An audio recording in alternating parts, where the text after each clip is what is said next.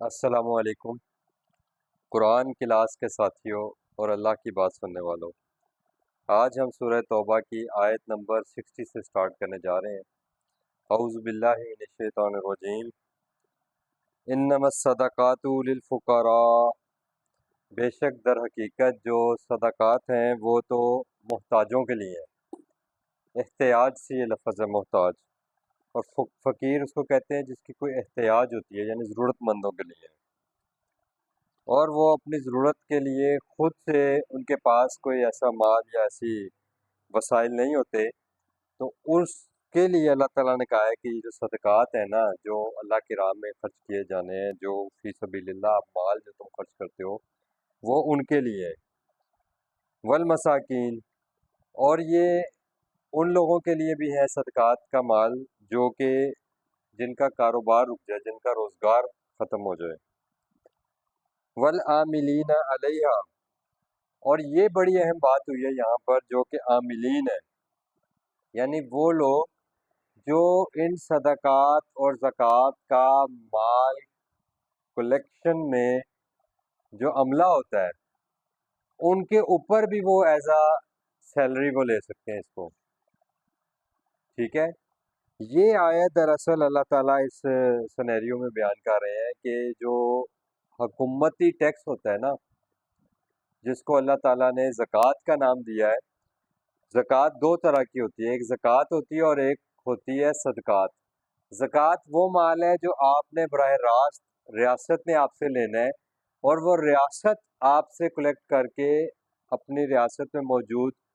جو امیر لوگ ہیں، جو کاروباری لوگ ہیں، جو تجارتی بنیادوں پر کام کرتے ہیں، ان سے وہ مال کلیکٹ کیا جائے گا،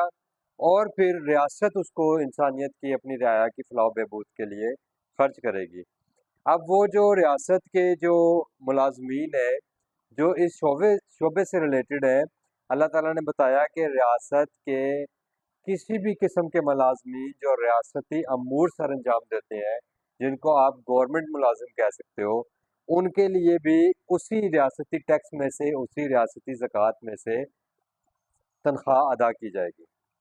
اور دوسرے صدقات، دوسری قسم صدقات کی وہ ہے جو کہ آپ اپنی مرضی سے بھی کسی کو دے سکتے ہیں، یعنی ریاست بھی وہی کام کرے گی، اور اگر آپ اپنی ثوابدید پر آپ کے پاس کوئی مال ہے، جس کے بارے میں قرآن میں سورہ بقرہ میں پوچھا گیا کہ یسألونک ماذا ینفقون، اے نبی صلی اللہ علیہ وسلم، یہ لوگ آپ سے سوال کرتے ہیں کہ اللہ کے راستے میں کیا خرچ کریں، قل العفو، اے نبی صلی اللہ علیہ وسلم آپ ان کو بتا دیجئے کہ جو مال تمہاری ضرورت سے زائد ہو وہ اللہ کے راستے میں خرچ کرو۔ اور پھر اس کی وہاں پر ایک مکمل لسٹ دی گئی ہے جو کہ آپ کی ثوابدید پر ہے مال خرچ کرنا۔ زکوٰۃ کا خرچ کرنا یہ کسی عام عوام کے اپنی ثوابدید پر نہیں ہے کہ وہ زکوٰۃ کس کو دیں یا کس کو نہ دیں، بلکہ وہ زکوٰۃ کا مال دراصل آج کی اصطلاح میں ٹیکس کا مال ہے۔ وہ ٹیکس ریاست آپ سے کلیکٹ کرے گی، اور اس ٹیکس کے اگینسٹ ریاست آپ کو بنیادی جتنی بھی آپ کی ضروریات ہیں وہ ان کا خیال رکھا جائے گا۔ اور اللہ تعالیٰ نے اس کی تفصیل یہاں پھر بتا دی کہ انما الصدقات للفقراء والمساکین والعاملین علیہا والمؤلفۃ قلوبہم، اور ان لوگوں کی تالیف قلوب کے لیے، یعنی لوگوں کی دلجوئی کے لیے، غریبوں کی دلجوئی کے لیے، وفی الرقاب، اور اگر کوئی شخص جو کسی قسم کی قید میں ہے یا کسی قسم کے قرض میں مبتلا ہے، تو اس کے قرض کی ادائیگی کے لیے بھی اس کو اس کی گردنیں چھڑانے میں، وفی الغارمین، اور یہ تاوان کے طور پر یعنی قرض کے طور پر بھی اس کو ادا کیا جا سکتا ہے، وفی سبیل اللہ، اور اللہ کے راستے میں جہاں کہیں بھی تمہیں کوئی اور بھی مصرف نظر آتا ہے جو کہ انسانیت کی فلاح اور بہبود کے لیے ہوتا ہے، وہ سارے کا سارا مال تم اللہ کو دے رہے ہو، اور لگا کس پر رہے ہو؟ اللہ کے لیے، ان یتیموں، بے سہارا، محتاجوں اور قرض خواہوں کے لیے خرچ کر رہے ہو، وابن السبیل، اور تم اس مال کو لوگوں کو جو سفر میں ہوتے ہیں ان کے اوپر بھی خرچ کرو۔ یہ جو ہمارے ہاں نظام بنایا جاتا ہے روڈز کا، یا بڑے بڑے بریجز بنائے جاتے ہیں، بڑے بڑے جو ہے ہمارے ہاں پروجیکٹس ہوتے ہیں جس میں لوگوں کی آسانی کے لیے آپ دیکھیں تو شہر کے اندر رنگ روڈز بنائی جاتی ہیں اور انڈر پاسز بنائے جاتے ہیں، اوور ہیڈ برج بنائے جاتے ہیں، تو یہ سارے کس کے اوپر خرچ ہو رہا ہے مال؟ یہ حکومت کا پیسہ دراصل ان سب کاموں کے اوپر خرچ کیا جائے گا۔ یہ اللہ تعالیٰ نے آج سے 1400 سال پہلے ہی پوری انسانیت کو گائیڈ لائنس دے دی تھی۔ اب کیا ہوگا کہ جب یہ پیسہ اس کے اوپر خرچ ہوگا، موٹر ویز بنیں گی، ہائیڈرو پروجیکٹس بنیں گے، یا کوئی بھی اس قسم کا کام ہوگا، تو اس کے لیے اسٹیٹ جو ریونیو ہے وہ کہاں سے جنریٹ کرے گی؟ وہ اللہ تعالیٰ نے بتایا کہ وہ جنریٹ عوام الناس سے ہی ہوگا، لیکن اس عوام میں ان کی حیثیت اور ان کے کاروبار، جس کو آپ کہتے ہو کہ انکم ٹیکس، اس ایک آپ کے یہاں ہوتا ہے ویلتھ ٹیکس، ایک آپ کے اوپر ہوتا ہے گین ٹیکس، تو اس قسم کے ڈفرینٹ اس کو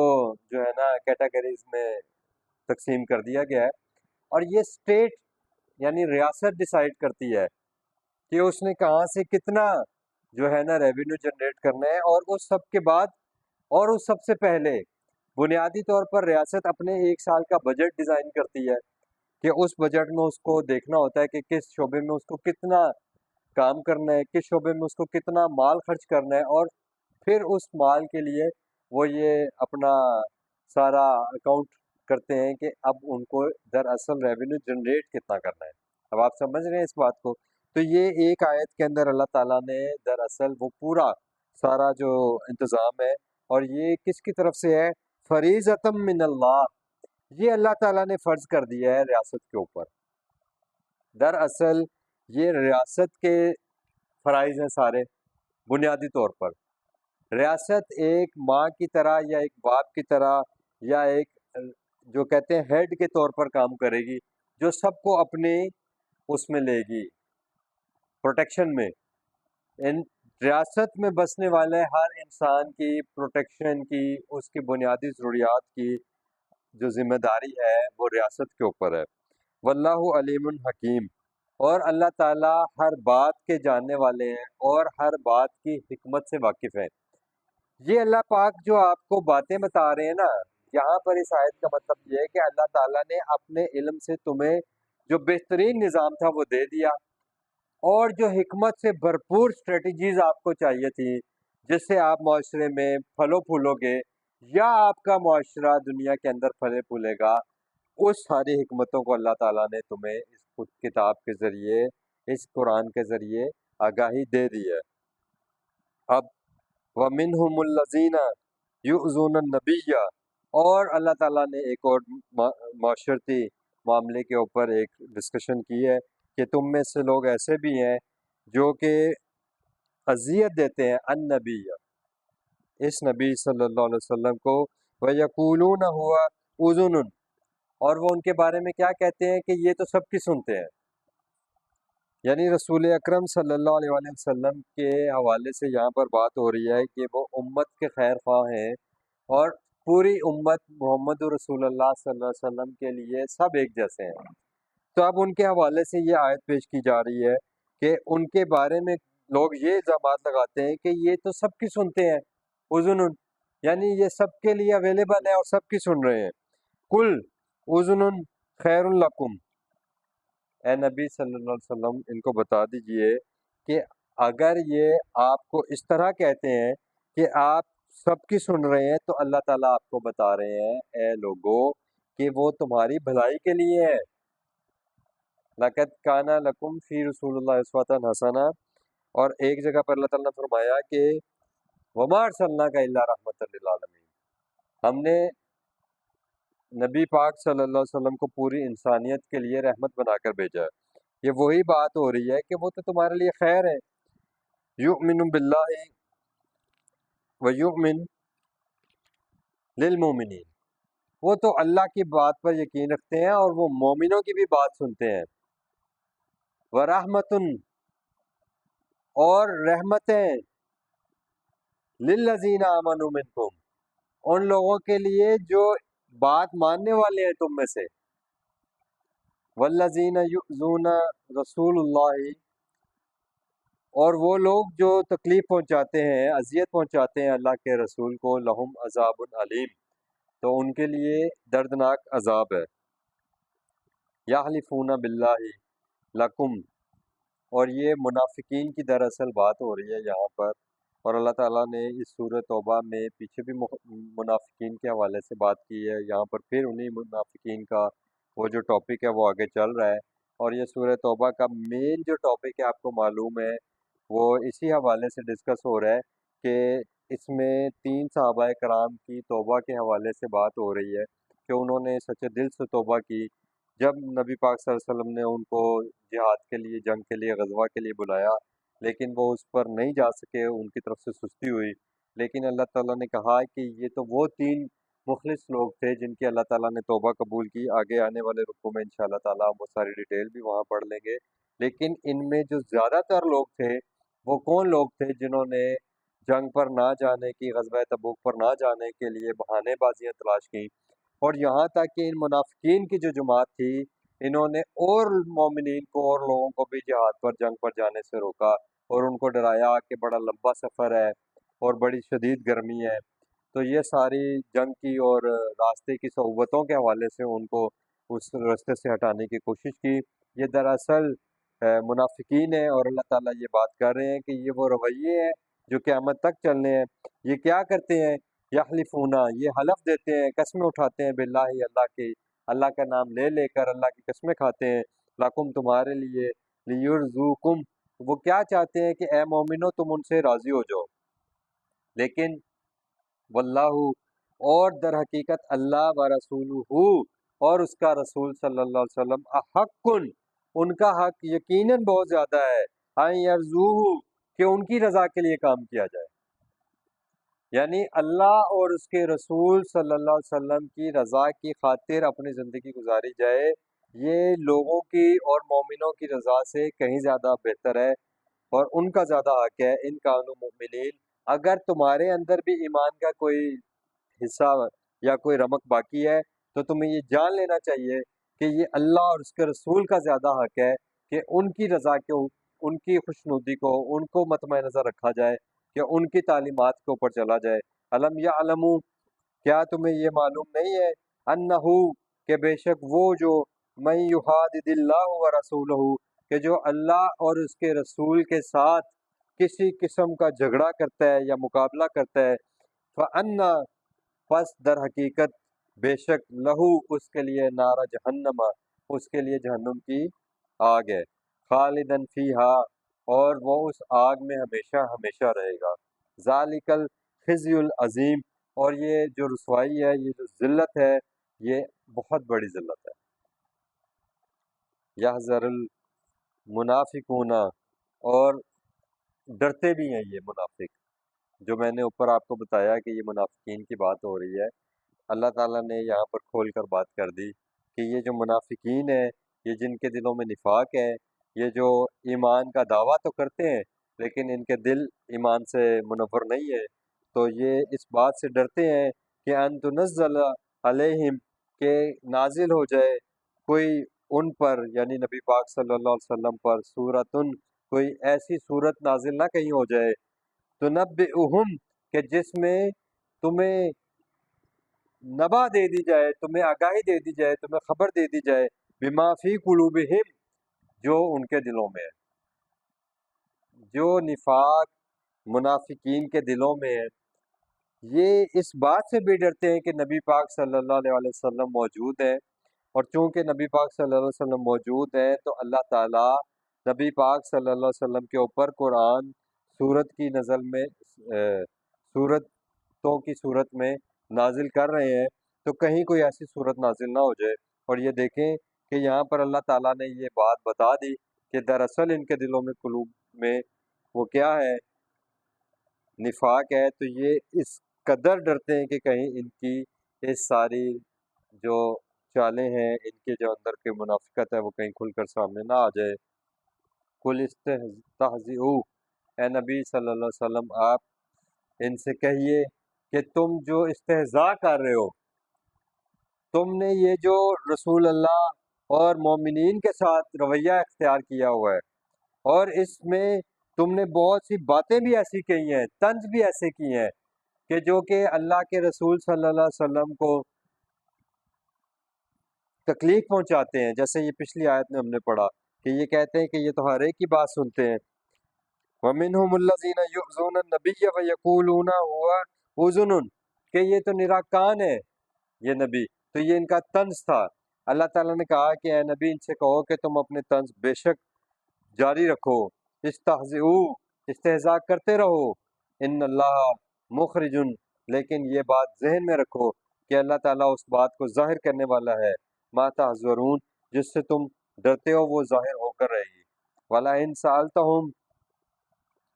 اور جب آپ ان سے پوچھو گے کہ یہ کیا کر رہے ہو، لا یقولن، تو یقیناً یہ فوراً کہیں گے انما کننا نخوض ونلعب، کہ ہم تو صرف ہنسی اور مذاق کر رہے تھے، ہم تو ایسے دل لگی کی باتیں کر رہے تھے۔ یعنی جب ان کے دل کی حالت اللہ تعالیٰ نے بیان کر دی اور یہ آیتیں سامنے آ گئیں، تو اب ان کے پاس اس بات کا کوئی جواب نہیں ہے کہ بجائے اس کے کہ یہ کہیں کہ نہیں نہیں ہم تو ویسے ہی یعنی دل لگی کر رہے تھے اور ہمارا اس قسم کا کوئی مطلب نہیں تھا۔ کل، اے نبی صلی اللہ علیہ وسلم، آپ ان سے پوچھئے، اب باللہ، کیا اللہ کے ساتھ، و آیات ہی، اور اللہ کی آیات کے ساتھ، و رسول ہی، اور اس کے رسول صلی اللہ علیہ وسلم کے ساتھ، کن تم تستہزئون، کیا تم استہزاء کرتے ہو؟ یعنی تمہارا جو ہنسی اور مذاق ہے وہ اس معاملے میں قطعاً قابل قبول نہیں ہے۔ آج ہم اپنے معاشرے کی حالت کو اگر دیکھیں تو یہ جو کچھ ہمارے ممبر و محراب سے بیان ہو رہا ہے اس میں کہاں اللہ اور اس کے رسول کی بات کو بیان کیا جا رہا ہے، اور اللہ اور اس کے رسول کی بات قرآن ہے۔ یعنی اللہ کی آیات اور رسول اللہ صلی اللہ علیہ وسلم کا یہ قول رسول کریم، یہ ممبر و محراب سے آج بتایا نہیں جا رہا، اور اس کی جگہ پر آپ کو وہ قصے اور کہانیاں پیش کیے جا رہے ہیں جو کہ آدھے اور پونے گھنٹے کے جمعہ کا خطبہ کا وقت گزارنے کے لیے اور لوگوں کی دل لگی کے لیے، جبکہ یہاں وہی بات ہو رہی ہے کہ ہم تو یہ دل لگی کی باتیں کر رہے ہیں، یہ دل لگی کی باتیں قیامت کے دن کام نہیں آئیں گی۔ آج میں جمعہ کے خطبہ میں ایک تقریر سن رہا تھا جس کے اندر یعنی ایک نئے انداز میں وہ ساری باتیں جو پہلے محرم کے حوالے سے اور کربلا کے حوالے سے واقعات میں شامل نہیں تھی، لیکن آج وہ ایک نئے انداز میں اور نئے رنگ میں پیش کی جا رہی تھی۔ تو اللہ کا دین جو ہے وہ قرآن میں موجود ہے، قرآن و سنت سے ہمارے سامنے واضح کر دیا گیا ہے۔ اب اللہ اور اس کے رسول کے حوالے سے اور دین کے حوالے سے کسی اور ایسی بات کی ضرورت نہیں باقی رہی کہ جس کو پیش کر کے عوام الناس کے لیے، صرف اس لیے کہ لوگ اس سے زیادہ انجوائے کریں، لوگ اس کو زیادہ پسند کرتے ہیں، اس لیے ان باتوں کو پیش کیا جائے۔ تو اللہ تعالیٰ نے بڑی سختی سے قرآن میں منع کیا ہے کہ آپ باللہ و آیاتہ و رسولہ کنتم تستہزئون، اگر تم اللہ اور اس کے رسول اور اس کی آیات کے ساتھ استہزاء کر رہے ہو تو وہ استہزاء یہ ہے کہ تم اس قرآن کو چھوڑ کر کہیں اور جا کر اپنے سارا دین بیان کر رہے ہو اور اپنا دین لے رہے ہو، اور دین کو تم نے کیا بنایا ہوا ہے؟ یہ پیچھے ہم آیات میں پڑھ کر بھی آئے کہ انہوں نے اپنے دین کو کھیل اور تماشا بنایا ہوا ہے۔ لا تعتذروا، اور اب یہ معذرتیں پیش مت کرو کہ ہم تو ایسے ہی کہہ رہے تھے، قد کفرتم، اللہ کہتا ہے کہ نہیں، یہ تمہارا اللہ کی کتاب سے، اللہ کی بات سے انکار ہے، بعد ایمانکم، جبکہ تم نے پہلے اس بات کا دعویٰ کیا کہ تم اللہ کی اس بات پر، اس قرآن پر ایمان لے آ چکے ہو۔ تو یہ بہانے نہیں چلیں گے، اس لیے نہیں چلیں گے کہ اللہ کے نبی صلی اللہ علیہ وسلم اس قرآن کو ہمیں پہنچا کر گئے ہیں۔ یہ سورہ الحاقہ ذرا ریمائنڈر کے لیے نکال لیں، 69 نمبر صورت ہے اور اس کی آیت نمبر آپ دیکھیے گا کہ یہ ہوگی، آپ یہ 40 سے نکال لیں، 738 پیج ہے۔ اللہ تعالیٰ بتا رہے ہیں اپنی آیات کے حوالے سے اور اس حوالے سے کہ اللہ کی بات اور محمد رسول اللہ کی بات ایک ہے۔ انہ لقول رسول کریم، بے شک یہ قرآن جو ہے یہ میرے عزت اور اکرام والے رسول کی زبان مبارک سے یہ ایک پیغام ہے تمہارے لیے۔ اللہ تعالیٰ نے قرآن میں ہی ہمیں بتایا کہ سورہ بقرہ میں کہ نزلہ علی قلبک باذن اللہ، اللہ تعالیٰ نے اپنے اذن سے اس قرآن کو محمد رسول اللہ صلی اللہ علیہ وسلم کا دل مبارک پر اتارا، اور یہاں اللہ تعالیٰ بتا رہے ہیں کہ ان کی زبان مبارک سے انسانیت تک پہنچایا۔ تو یہ قرآن ہی دراصل قول رسول کریم ہے، وما ہوا بقول شاعر۔ اور اللہ تعالیٰ نے یہاں پر آگے چونکہ انسانوں ہی کی مثال دی ہے، تو یہاں پر جس رسول کی بات ہو رہی ہے وہ انسان رسول کی بات ہو رہی ہے، کیونکہ اللہ تعالیٰ نے فرشتے کو بھی رسول بولا ہے قرآن میں، اور آگے 30ویں پارے میں جہاں پر یہ آیات آتی ہیں کہ انہ لقول رسول کریم، وہاں پر حضرت جبرائیل کے حوالے سے وہ آیت ہے۔ لیکن یہاں پر چونکہ اگلا کمپیریزن ہو رہا ہے کہ وما ہوا بقول شاعر، یہ کسی شاعر کا کلام نہیں ہے قرآن، قلیلا ما تؤمنون، لیکن تم لوگ بہت تھوڑے ہو جو اس بات کو مانتے ہو، ولا بقول کاہن، اور یہ قرآن کسی کاہن کا بھی قول نہیں ہے، یہ کسی کاہن کا پڑھا ہوا کو منتر نہیں ہے۔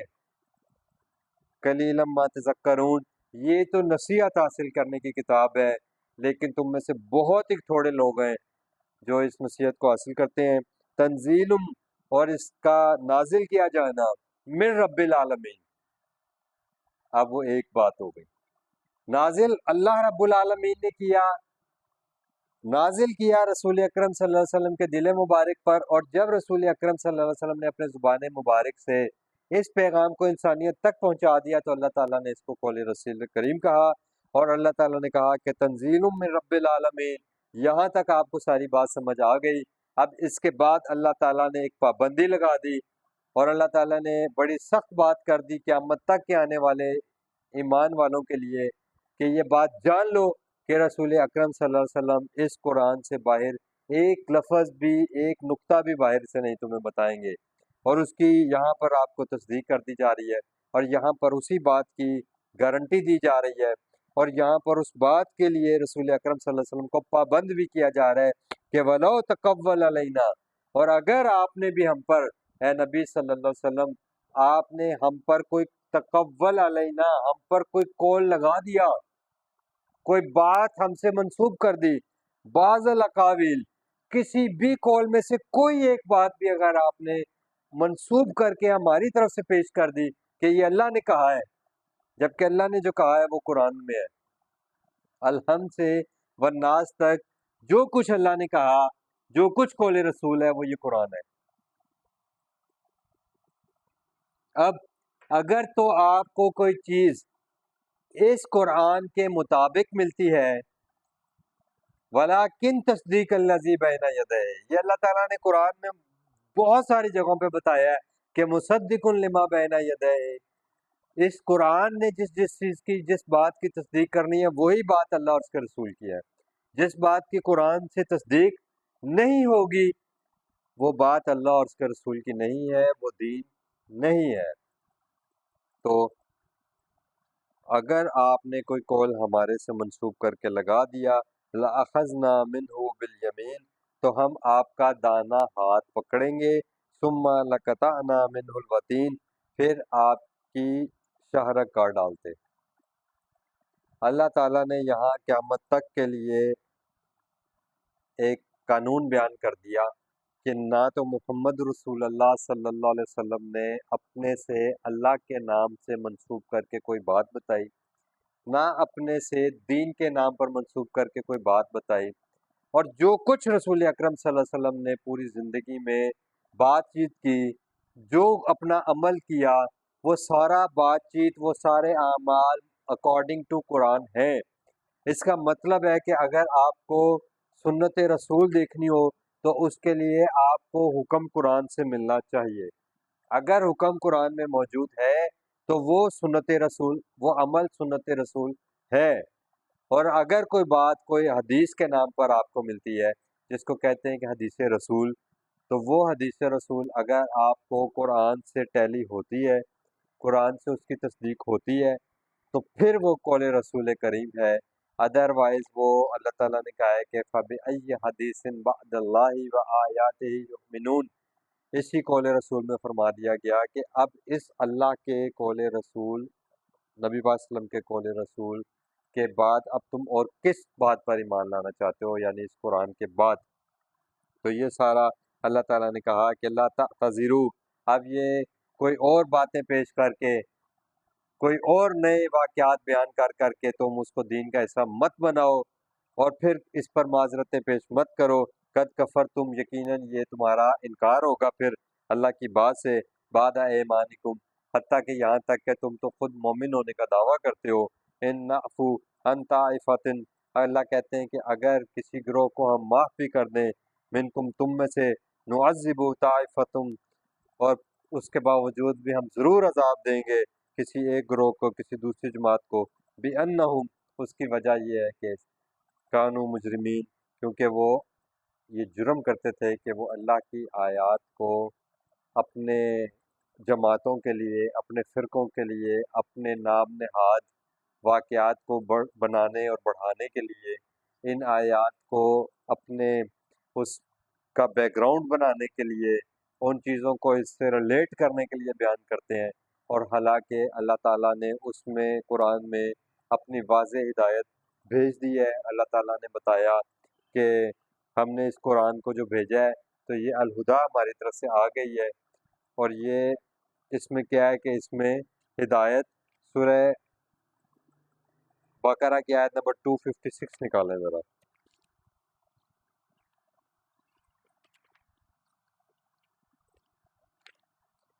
لا اکراہ فی الدین، اس دین میں کسی قسم کا کوئی جبر نہیں ہے، کوئی زبردستی نہیں ہے۔ قد تبین الرشد من الغی، یہ آیت میں آپ کو بتانا چاہ رہا تھا کہ دراصل اللہ تعالیٰ کہتے ہیں کہ رشد جو ہے سیدھی بات کو کہتے ہیں، جو سیدھی بات ہے وہ ٹیڑھی سے علیحدہ ہو چکی ہوئی ہے۔ قد تبین، پس بیان کر کے، واضح کر کے، وضاحت کے ساتھ بیان کر دی گئی ہے۔ جب یہ قرآن مکمل ہو گیا، محمد رسول اللہ اس پر عمل کر کے انسانیت کو دے گئے، تو اس وقت یہ دین مکمل تھا، اور اس دین میں کسی قسم کی کوئی جو ہے وہ زبردستی نہیں تھی۔ یہ لوگوں کے لیے آسانیاں پیدا کرنے والا ہے۔ اللہ تعالیٰ نے قرآن میں بتایا کہ یرید اللہ بکم اليسر ولا یرید بکم العسر، تو یہاں اللہ تعالیٰ نے بتا دیا کہ فمن یکفر بالطاغوت، اور اب جو کوئی بھی انکار کرے گا اس سرکشی کا جو اس الہدا سے باہر ہوگی، جو اس الہدا سے فسق کرتے ہیں لوگ، باہر جا کے ہدایت تلاش کرتے ہیں، تو اللہ تعالیٰ نے کہا جو لوگ ان کا انکار کریں گے، وَيُؤْمِن بِاللَّهِ، اور جو اس اللہ کی بات کو پکڑ لیں گے، فَقَدِ اسْتَمْسَكَ بِالْعُرْوَةِ الْوُثْقَىٰ، تو یقیناً انہوں نے اس مضبوط سہارے کو پکڑ لیا، لَا انفصام لَهَا، جس کو کوئی نہیں توڑ سکتا۔ تو سب سے مضبوط سہارا قرآن ہے، سب سے مضبوط سہارا اللہ کی ذات ہے، اور اللہ تعالیٰ نے اسی قرآن میں اپنے نبی صلی اللہ علیہ وسلم کو فرمایا کہ وَلَن تَجِدَ مِن دُونِهِ مُلْتَحِدًا، اے نبی صلی اللہ علیہ وسلم اس قرآن کے علاوہ آپ کہیں جائے پناہ نہیں پائیں گے، آپ کے لیے پناہ کی، آپ کا ٹھکانہ، آپ کا ملجا و ماوا اللہ تعالیٰ کی یہ کتاب ہے۔ اللہ تعالیٰ ہمیں اپنے ساتھ جڑنے اور اس کتاب کے ساتھ جڑ کر اللہ کے ساتھ جڑنے والا بنائے۔ ربنا آمنا بما انزلتا ہے، ہمارے رب ہم نے مان لیا اس کتاب پر جو آپ نے ہماری طرف نازل کی، واتبعنا رسول، اور ہم نے اتباع اپنے رسول صلی اللہ علیہ وسلم کیا، فاکتبنا مع الشاہدین، اور اے اللہ ہمیں اس قرآن کی گواہی دینے والوں میں لکھ لیجئے، آمین یا رب العالمین۔